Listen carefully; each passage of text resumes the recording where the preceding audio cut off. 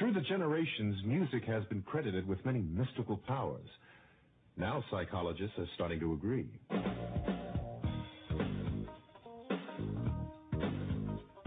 From ancient practice, music was often composed and performed with the intent to heal.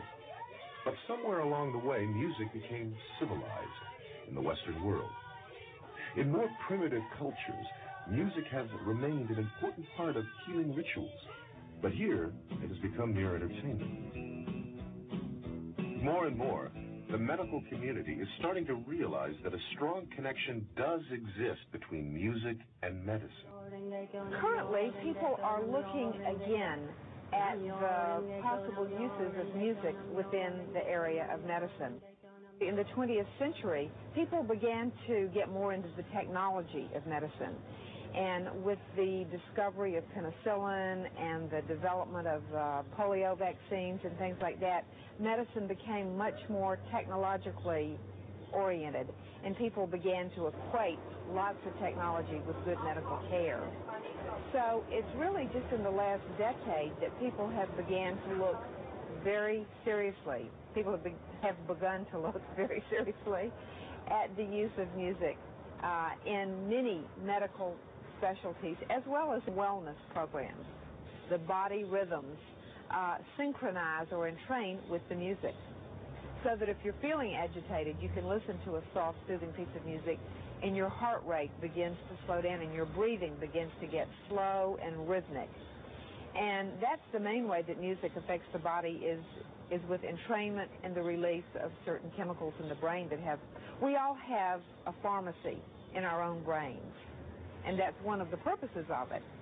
And if we can learn to tap into that and not have to take so many medicines and chemicals that are not natural to the body, then we're going to be a lot better off.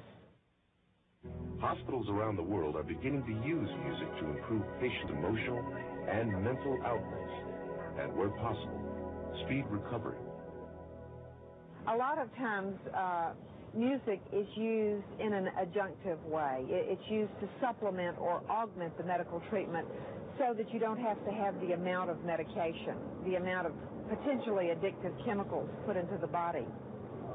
And that in itself is a great advantage. For example, in the field of anesthesiology, studies have shown that people who are being put to sleep for surgery sometimes need up to 50% less anesthetic if they are listening to music while they're going under. We are doing research, for example, with Alzheimer's patients.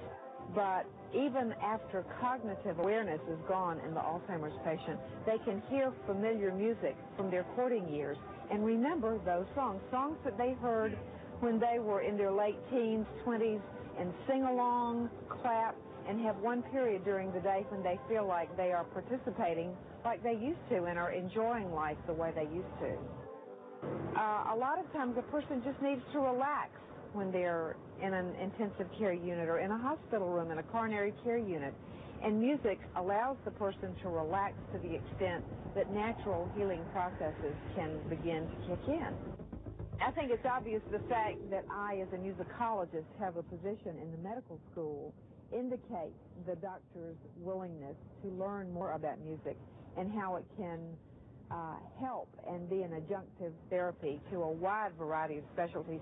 Musicians are not going to put physicians out of business, and the doctors are not in the least worried about that. We want to work together to build bridges and to learn how to help each other a lot more. Physicians want patients to be as self-sufficient as possible, and by knowing the kinds of music that they like and how it affects them physiologically, that's a real easy first step on that bridge to making people more independent.